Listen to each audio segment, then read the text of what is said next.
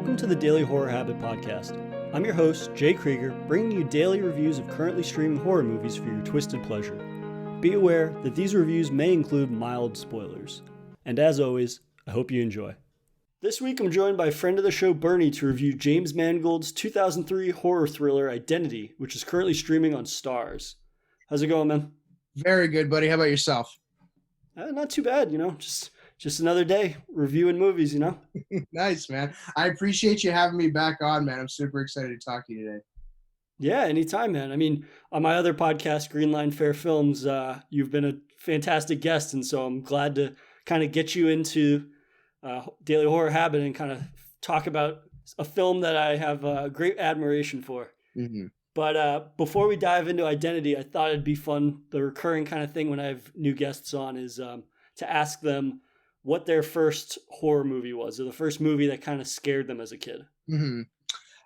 So I'm wondering what that was for you. So I have two non-answers, I guess, but one is, so the Titanic is kind of a horror movie to me.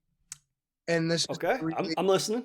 I know this is kind of a weird way of putting it, but like, do you remember Leo DiCaprio at the very beginning of the movie? He has like an Italian sidekick that's his friend. I have not seen Titanic in a very long time. Well, basically, he has like a friend of his that he goes onto the ship with. And this Italian fella who's super friendly. Unfortunately, spoiler alert, he does die. He like falls into the ocean and he gets killed by one of those smokestacks falling down.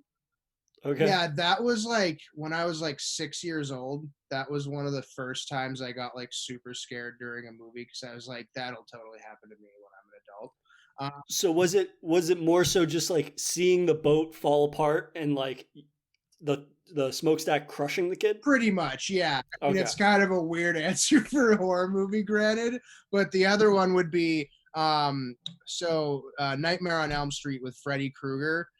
There we Point where he like I forget if it's a girl or a guy that are taking a bath, but he like opens up the drain and then his claw comes out and he like hits them in the stomach or something and kills them like that. I think it just comes out of the water. Mm-hmm. I think it comes out and it's about to grab her, but then her mother's knocking on the door. And then the claw grabs her and pulls her under the water and she almost drowns. There we go. Yeah, I just like I've always been scared about taking baths and going swimming alone since then because I've always been like, it's gonna happen to me, man. I'm just gonna get. That was like your version of Jaws. Exactly. Yeah. Yeah. The much more toned down version of Jaws. Yeah. No, I can relate to that though. I mean, you gave Titanic, which would be like, you might think that's like an unconventional answer at first, but then at the same time, it kind of captures that the first movie that scared most of us probably wasn't a horror movie. Right. Like, even if you can't remember, you could remember the first horror movie that scared you was Nightmare on Elm Street, but it's kind of just that first experience of a movie that makes you feel fear, right, I think is really telling and can kind of like shape our experience with not only horror, but also just like film in general. Right. I mean, even now, like I can't remember the last time I watched Titanic, but I still vividly remember when it's sinking. There's like a chef or something that's like on the top of it as it's going down, and he's just pounding whiskey or something like that, from his little. Justifiably so. Yeah, exactly. So I relate to him a lot right now with what's going on with COVID. Yeah. I think we all do in some regard. Right. But I'm thrilled to have you here today to talk about Identity. It's a movie that I'd seen once before, and I'd been dying for a reason to revisit it. So for those who aren't familiar, Identity finds 10 strangers seeking refuge from a torrential rainstorm at an isolated motel. Though once they arrive, they begin to be killed off one by one. Now the remaining survivors must try to uncover the killer's identity before they become his next victim. So what about this movie kind of stands out to you right from the start? I mean, I think that first I would say, a lot of these obviously have spoiler alerts, but I highly recommend if someone hasn't seen this to go jump into that and then listen to us because it's such a phenomenal movie to see without knowing what you're going into. I think the biggest thing for me about Identity, and we'll obviously jump into this more, but you have no freaking idea what is happening throughout the movie. You start to think you know, and then 15, 20 minutes later, it takes a sharp turn, and it's just a never ending kind of like a maze where you're trying to figure out where the ending is going, and Mm-hmm. you're completely getting lost in the shuffle of it. So just that aspect alone, I think it's such a unique component that a lot of really good films have. And, credit to the director here. He did a phenomenal job of kind of weaving us through this. Yeah, I was surprised to learn that this was directed by James Mangold, who people probably know better for Ford vs. Ferrari and Logan. Mm-hmm. This was one of his earlier films that he directed in 2003. But I found this really interesting quote from him that I think really speaks to what makes this film so special and kind of a standout amongst it, because it is very much a blending of genres. It's part thriller, it's part mystery, it's part slasher. And it kind of creates this interesting genre cocktail that makes for something that's pretty unique. But the quote was the thriller and horror film are actually, I believe, the only modern commercial genre in which formal innovation, doing something different from the last guy, is actually part of what your most base audience expects from the film. And he kind of goes on to say, this genre is all about non-convention rather than convention. And I think that really speaks to the fact that this is a very simplistic story at face value, but the way that he goes about making this unique is really remarkable and is a testament to like his ability to craft an unconventional narrative around something. Like the first thing that stands out to me is the reverse chronological order of introducing characters and how everybody ends up at the motel. Because we have just a litany of characters right from the start. We have John Cusack, Ray Liotta, Amanda Peet, John Hawkes, amongst the most notable. And seeing how all these people come together because they all have different backgrounds, they have no connections to one another. And just the way in which we see, oh, this person came here because of this, because of that. And it's within the span of 10 or 15 minutes that we're all caught up on everybody. And generally, like, the intro is usually pretty exposition heavy, but in this, it kind of just streamlines the entire thing, and then it tells it in order and in reverse order sometimes. Right. I mean, obviously the character development, it's rather quick. Obviously it's a movie, but I mean, you get enough of a glimpse of all of these characters to get some sort of piece. And again, as it kind of goes through and you start to see, people dying, people freaking out, I think their characters, just that small little glimpse that we get of them, it's just a kernel that starts to expand. I mean, we talked about it a little earlier. Like I think Ginny is phenomenal. The actress that plays her, Clea Duvall, you see her in the scenes originally with her boyfriend, and you start to notice that there's some tension, obviously, right? Results, obviously, in them getting into some sort of a riffraff, and out of nowhere, she locks the door, and he's screaming at her to open the door to calm things down, and then obviously, starts shaking, starts freaking out, and there's dead silence. Her just overall reaction to that whole entire scene, I think, is some of the best acting in the movie. It's phenomenal. Yeah, that's a good example. And I do like how they introduce these characters and you kind of get a vibe right away from each of the characters, especially with Amanda Peet. I mean, Amanda Peet, I think, is really underrated in this as well. And in that we're given a brief glimpse at her backstory, but then her character just has this arc where it goes from, it kind of defies what you would expect of her character because it's alluded to that she's like a prostitute essentially, and she's on her way for a fresh start. It is, and not to get too sidetracked, but that is the kind of vibe of most of the characters. Characters are looking for a new start. Some characters are on the run. Some characters are starting a new chapter in their life. Some characters just want to forget their old life. And I think this movie is super underrated in terms of John Cusack performances. In that he plays the ex-cop who's now like a limo driver, who's driving a movie star. And seeing him kind of take up the reins of his old life, which he left behind. He's an ex-cop because he couldn't handle, he just talks about getting these headaches from his past life and how stressful it was and all these things. And it really speaks to all of these characters having an arc that kind of defies the face value assumption you make about them when you see them originally or introduce them originally. Right. And I mean, I think you hit a really interesting point with that, how the characters have something that they're going to. I don't want to jump too far ahead, but it made me think, what is that family then going towards? Maybe I missed because I'm thinking. I think they were on vacation. Oh, they were on a vacation. Okay. Yeah. And again, another random early 2000s role by John C. Ginley, who was in, he plays the doctor in Scrubs. Mm-hmm. I think it's Dr. Cox. There you go. But it's just like a very random role, and yet he shows that he has a range outside of the Dr. Cox persona, which is the first thing I always think of. But like, he's been in legit movies. Like he was in Seven with David Fincher, and he had tons of little cameos like that through his career. But every actor, I can't say enough how great of a job they all do. Even Carolyn, played by Rebecca De Mornay, the woman that's the first victim. I think she plays a very good kind of a spoiled actress. That's, oh my God, I forget exactly what happened. Something along the lines of she was going to a movie and she had some sort of an issue on set, and that's why she was leaving. Yeah. And you picked that up just from a brief phone call that she has. Right. Like, you don't get a huge flashback. In retrospect, Amanda Peet's flashback almost feels excessive. Because of how streamlined everybody else's backstory is, in that we just get that brief glimpse into the actress's personality, not only from the phone call, but at the very beginning when John Cusack hits Dr. Cox's wife with the car by accident, and the actress she goes, I can't be associated with this. We just have to leave. Like, you kind of learn, you're shown who these people are rather than being told who they are. And it's weird because, I mean, obviously it's unfortunate when any character dies, but I still felt bad for her when she got killed.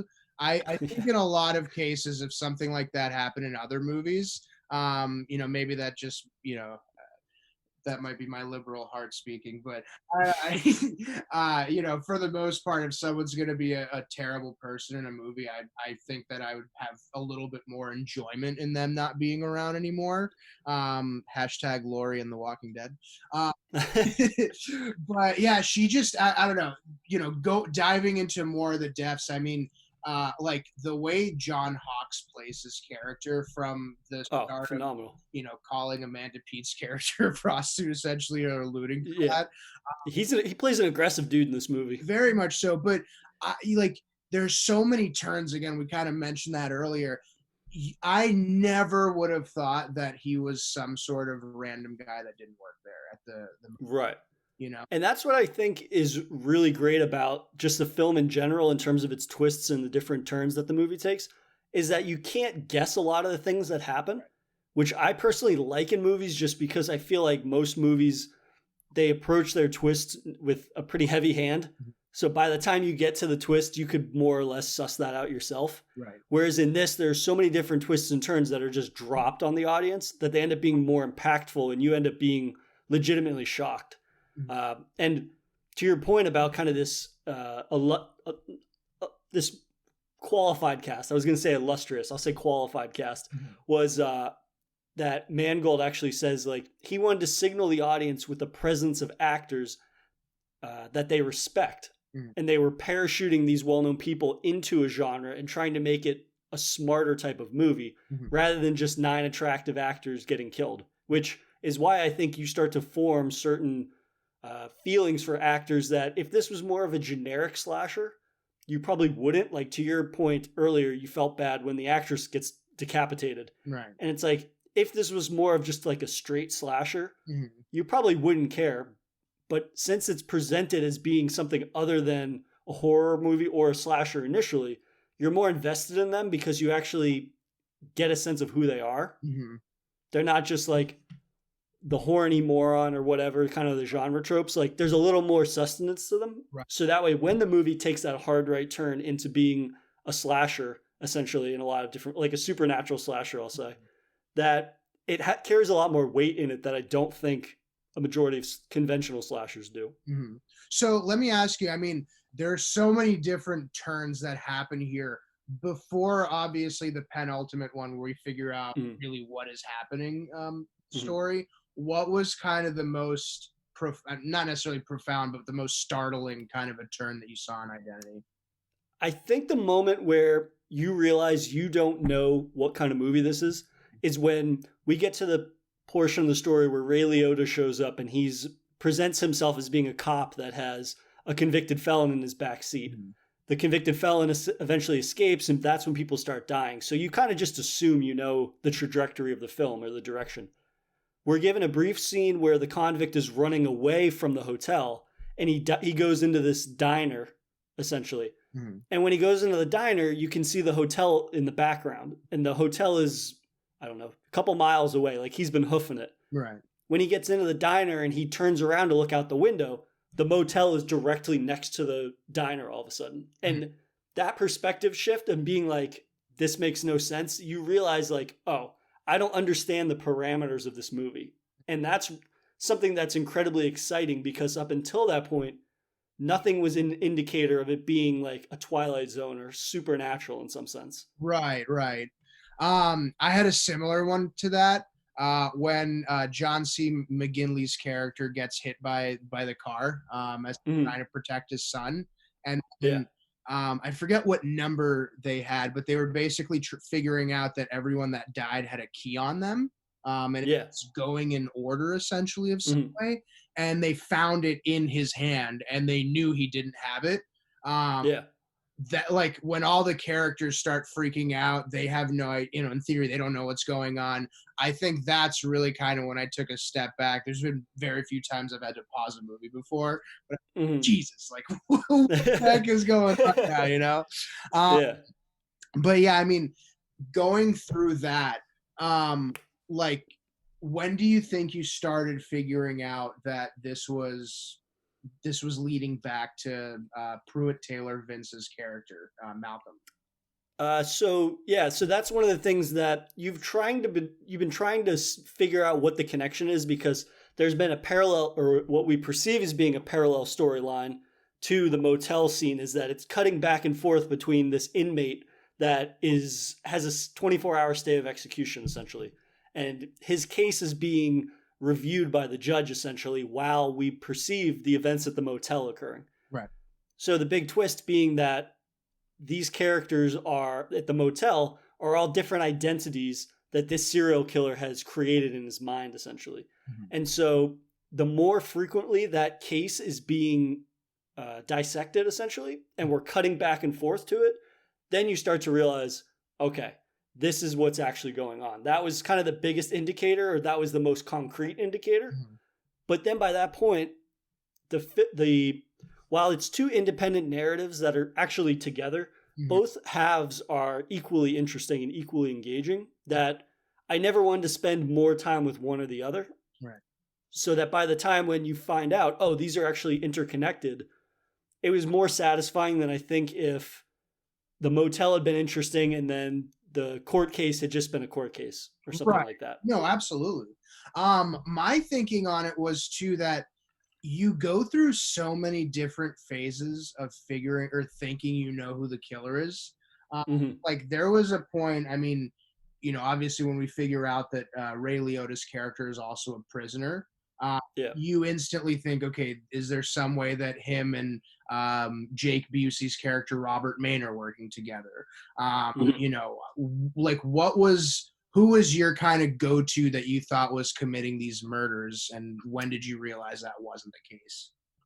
I assumed I assumed that it was John Hawkes who plays Larry, the like sleazy motel guy, just because of how sleazy and scummy he is, and um, his kind of just like hostility towards Amanda Pete's character constantly. Like he keeps calling her slut and a whore and all of these things, and then when John Cusack's investigating essentially, and he goes into the trailer and he sees that Larry essentially has been like defacing his porno Mhm. and like cutting out the faces of women and stuff like that and writing stuff all over it. Mhm. I assume that he was because his knife, one of his many knives, is missing. Oh, that's right. But then, but then, like that was my original guess was him because it would be too obvious if it was Jake Busey, like the convict. But then when Larry has to watch Jake Busey's character and they come back and the baseball bat is sticking down Jake Busey's throat, I was like, there's no way that little squirrely guy could do that. Like, right. essentially. Mm. But this movie has some brutal kills. Yeah. Too. That's why I keep referring to it as like part slasher, because of how graphic the movie is, which is super shocking. Because I don't know about you, I was not expecting that. I assumed it would be something along the lines of like Psycho, somebody gets stabbed or something, and that's it. But then we get a decapitation, we get a frozen corpse, we get a baseball bat shoved down somebody's throat, and then at the end we have Amanda Pete's death, and we have a mini shootout, and it's far more graphic than I was anticipating, and I think it really lends to the kind of seedy, scummy tone of the movie. Mm-hmm. What did you think of the setting of the motel? I mean, so I always have like this weird thing when I watch horror movies where I try and put myself in the character's position, try and figure out how I get out of there. I wasn't very much bought into this idea that there's only two roads and you can't drive through. I was like, there's got to be some kind of a rocky area where you just, you could drive past it somehow. I don't know. So, I mean, just that part wasn't fully convincing, but putting that aside, I mean, I hate motels already. So watching that just gave me more of, kind of clearance in my head that I'm not going to go and stay at those things. But it's just, you're all so tight knit and close together, right? In theory, you would think some of these murders you would be able to hear, like, for instance, Clea Duvall's character, Ginny, she's listening to her boyfriend essentially die, or he's getting choked out in some way. You'd think there'd be more noise and someone else would have heard that and run in, right? Small things like that, or that Jake Busey character's, getting a bat down his throat. I feel like there would be a couple of screams in that. But, the thing that was freaking me out is there was a point where I started thinking Ed, John Cusack's character, was doing it, because he's involved in almost every death in one way or another, whether it's hitting John McKinley's wife, to originally kind of catapult us into the motel situation, dealing with John McKinley itself when he gets killed. Like, he tells Clea Duvall's character and the little kid to go to the car. So I think he starts to, become more of a nefarious looking character as it thins the herd to him, Ray, and Amanda Peet, essentially. But yeah, when I saw that kid at Amanda Peet's, when she's at that like orange grove or Florida, at the very end, I'm gonna be honest, I was not expecting that in any freaking way. So that's like, I thought that was one of the better endings for a movie like this, and it did it justice. It really kind of brought it home. Yeah, the film does a really fantastic job of kind of subverting every hypothesis that you could have about it. Yeah. Like it presents multiple characters that come off as shady or ulterior motives, especially Ray Liotta's character. Like, I think he probably does the worst job of hiding his motivation, or rather hiding that his character is not who he says he is, just because his character's so over the top. Right. Like, his number one priority is supposed to be watching this convict, and then he sees Amanda Peet like bent over, getting something out of the vending machine. Instantly, he just goes into like slimy, I'll buy her Cheetos and then we'll smash. Like, right. He gets super scummy super quickly, but then also just like his demeanor does not speak to what you would assume that a cop would be. And John Cusack actually calls him out essentially on it to Amanda Peet. She's like, "You're not a cop, you're a driver. The real cop is here." And he goes, "Oh, the cop that's managed to lose the convicted felon?" Like, clearly nobody is buying that Ray Liotta is a cop. Right. He has a great job of always coming off, like, whatever role he has, he always seems to be a little bit of a slime ball in any of his roles in that sense. So, I mean, he's a perfect character for that. What did you think of the ending? Were you a fan of it? Did you wish that it went in a somehow different direction? No, I really liked the ending, and I agree with the point that you made about that being a really satisfying ending. For me, like, on top of the fact that I really like endings that are kind of like mean-spirited in a way, like the good guys don't win, right. Essentially. We see that the convicted felon ends up freeing himself from the prison transport, and then he essentially murders the last identity, which is Amanda Peet. And we find out that the little boy was actually the killer, Right. the whole movie. And I really like that because A, you can't guess it, but also the road to getting there is not, it's not convoluted for the sake of being convoluted. Like, yes, you could not guess that ending. But, and I think it's funny, we get that little montage at the end of the little kid, like doing all the murders. Like he blows up the car at one point and then you see him just slow motion walking away. And it's like, nobody saw him walking away. Right. Yeah. But, come on. You'd think they'd run around the corner by that point. Yeah. But I mean, that montage aside, that kill montage aside, I do like that it doesn't present anything as being blatantly unbelievable, or it doesn't blatantly discredit the possibility that it could be this character, it could be that character. It's more so that you just wouldn't think that it would be that character. You wouldn't think it would be the little boy. Right. And I'm in favor of, again, some movies you can't guess the ending. Because how many movies are you actually surprised by anymore a majority of the time? And I don't know. I appreciate a mystery that's entertaining that I couldn't guess, rather than something that's kind of just boilerplate and I could guess it 30, 40 minutes into the movie. Right. The superhero wins. He gets the girl. They live happily ever after. I mean, they're essentially happily ever after. Well, so my question is then, are all of the characters that we see in his dream or in that, John Cusack, Amanda Peet realm of the, story, are all of those his, his ulterior identities, or however you'd kind of proclaim it? Because, I don't know. I don't know too much about mental health to that extent. But, you kind of run out from the gate and there's 4 women at play, right? The mom, Clea Duvall, Rebecca De Mornay, the actress, and Amanda Peet. Are they supposed to, what are they representing in that sense? What are these each character representing a point of his life, or are they just complete manifestations that he's created?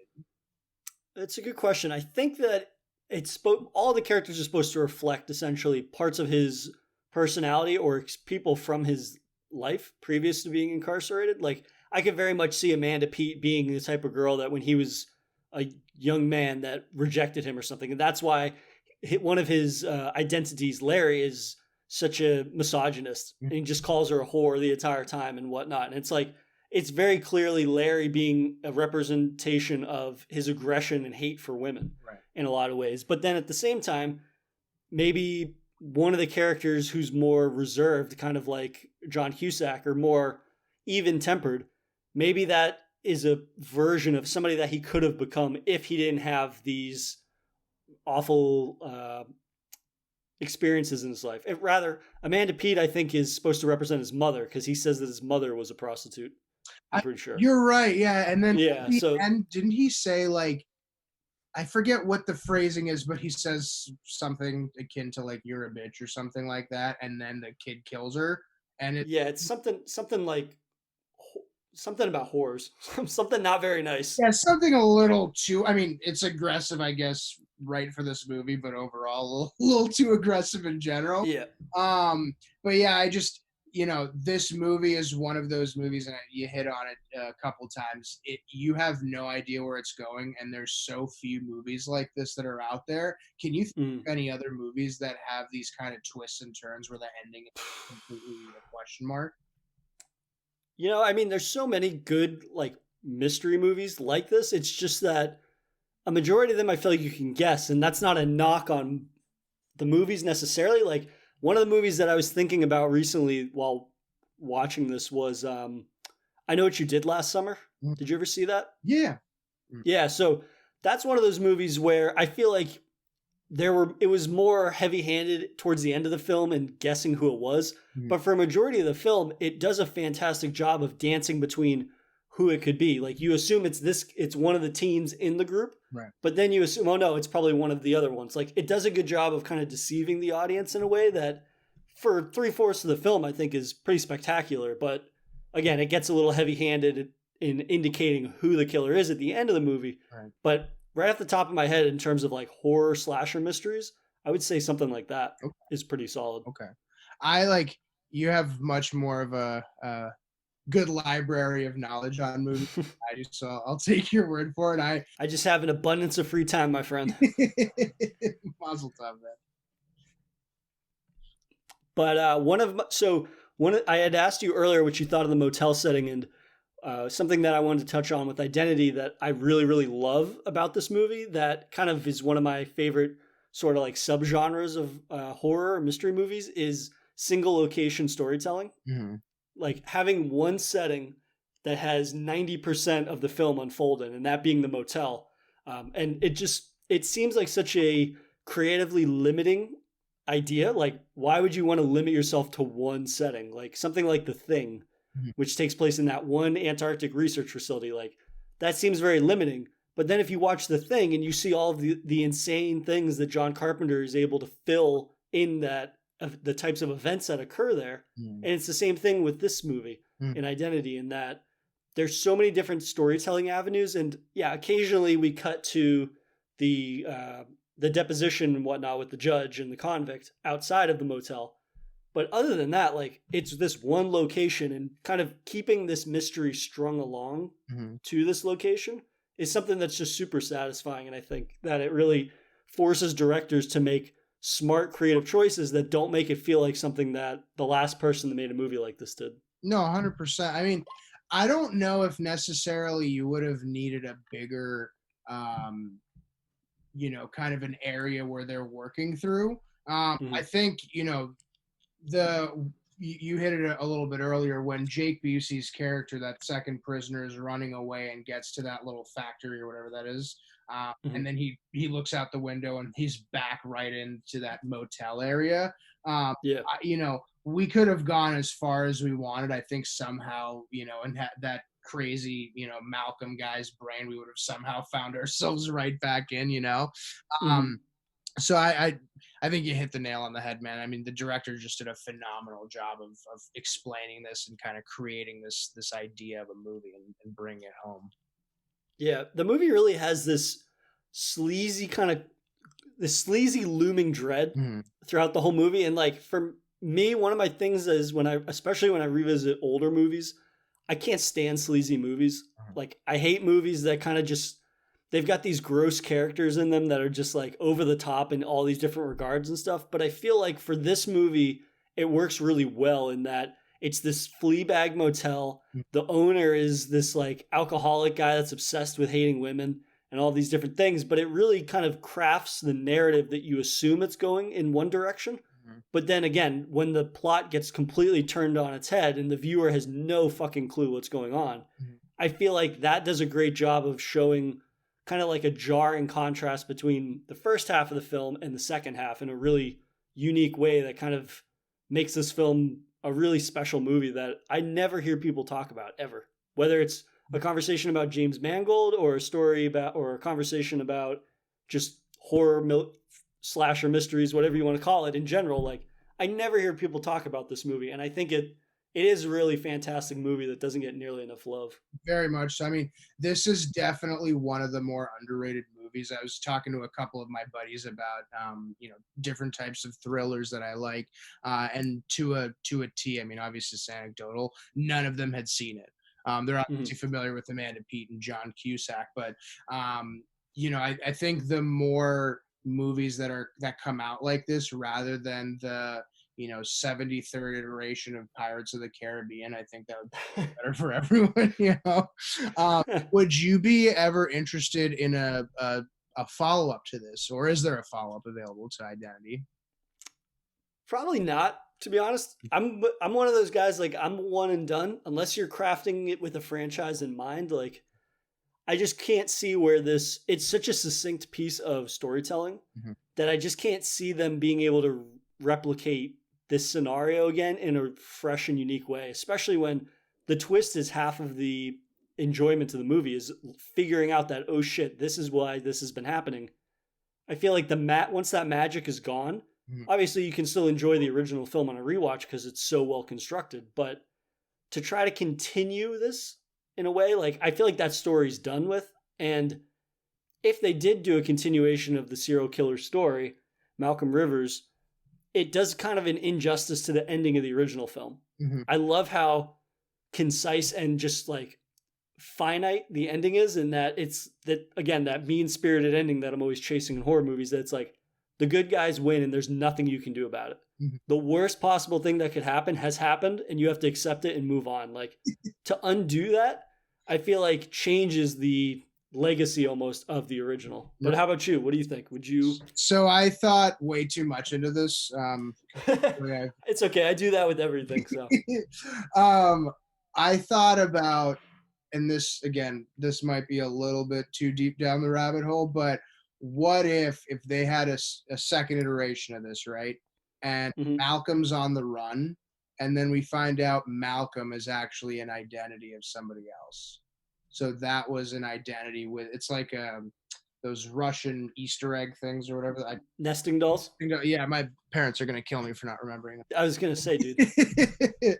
But something akin to that I think could be possible, just because it does leave us on a note where he does escape. And Mhm. obviously, again, I love the ending, and I love, you hit it right on the head. It's such a finite ending, and you feel sick almost, because Amanda finally, like, she's made it, she's lived through all this craziness, like she's finally at her orange grove, Mhm. and then life happens. And then the little kid shows up and calls her a whore and kills her. Yeah. It's a pretty brutal finish to a story that looked like it was going to have an optimistic ending. Right. And I mean, well, let me ask you this. What do you think is worse, just on, like, do you think it's worse that Amanda Pete died or that Malcolm escaped? Because I actually, like, Amanda Pete, in my opinion, she's obviously, she's a real character in a movie, but Mhm. she's in the sense she's a figment of his imagination, where Yeah, he actually I think killed someone. yeah, it's true. I mean, it is kind of crushing and bittersweet for Amanda Pete's character, who has this kind of this shall we say interesting past, and to see her get that fresh start and to get her achieve her goal and her dream, even if she is a figment essentially of his imagination, like getting to see her get a win after all she's been through is like kind of sweet and nice. But then at the same time, like, I don't know. I just can't see the movie ending any other way than it does. No, I 100%. do. I love the concept so much, and the idea of having a film where somebody struggles to deal with their multiple personalities and to stop them from either flourishing or trying to kill them is really intriguing. At the same time, though, like, I want to see James Mangold make something within this same genre Yeah. rather than these. I mean, I don't foresee that happening because he's making such a name for himself now with films such as Logan, which I love, and Ford vs Ferrari, which I thought was fine for a racing movie. Uh, I would rather see him do small scale storytelling like this, Mhm. because he shows that even though this movie feels very small scale, he's got these big name actors in it. Mhm. He's able to pull off these crazy kills. He's able to tell this or portray the writer's story in a really creative and kind of atmospheric way. Yeah. And I would just love to see him do something similar in a similar vein. Mhm. I mean, I'm right there with you. I know movie theaters aren't open right now, but I would definitely risk getting Corona if there was another one coming. I hope not. I mean, I'll take a video on demand release, but Whatever gets us a second one or something akin to this, I'm all for it, man. yeah, absolutely. But do you have any kind of closing thoughts on Identity? I know we covered mostly everything.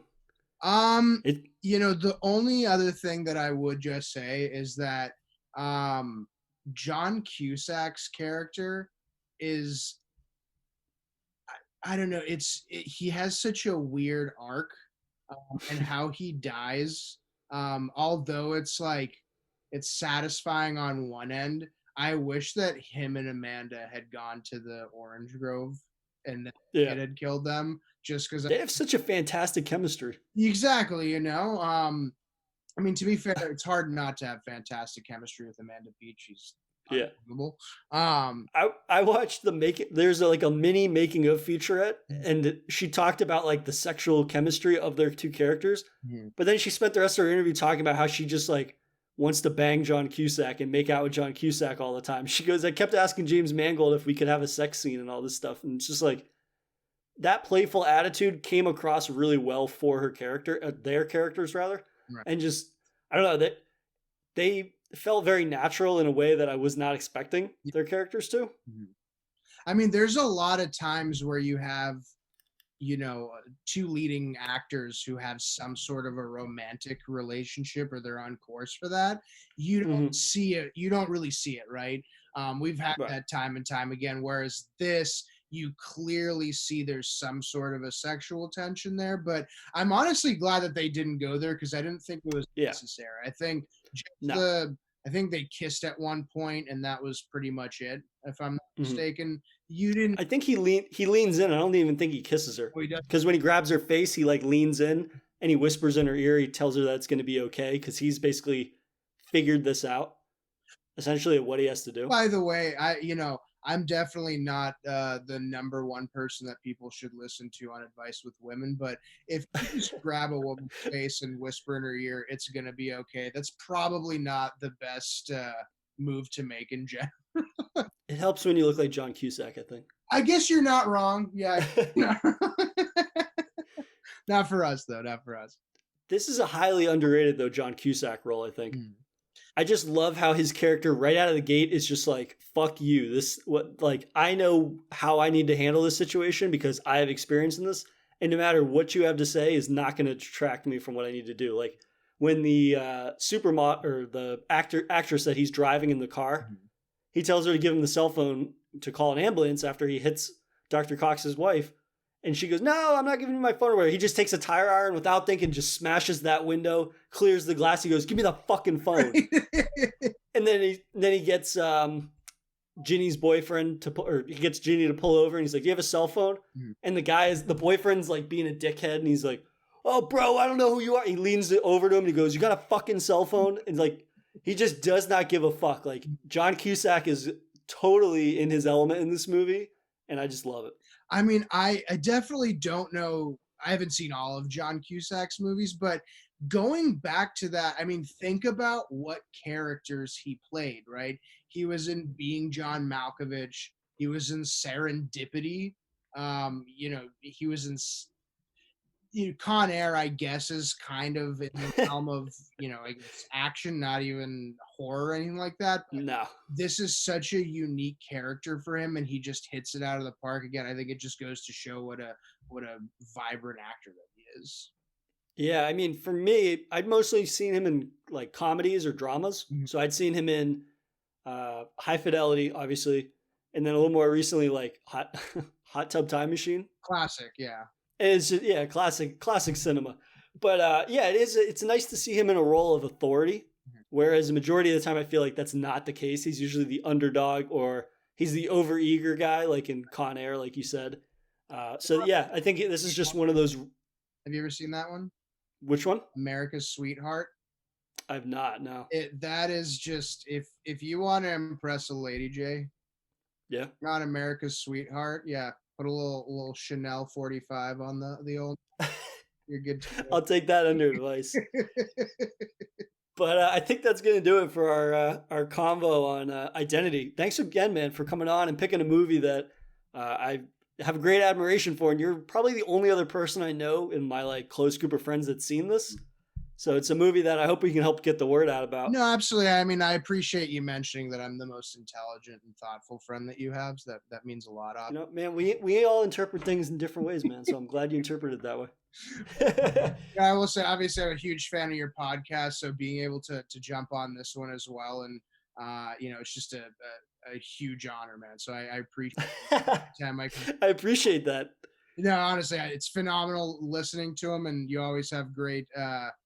Great people on here. So, anytime that I can come on and do something like this with you, man, I'm more than happy to do it. Super. Anytime, dude. You have an open invitation.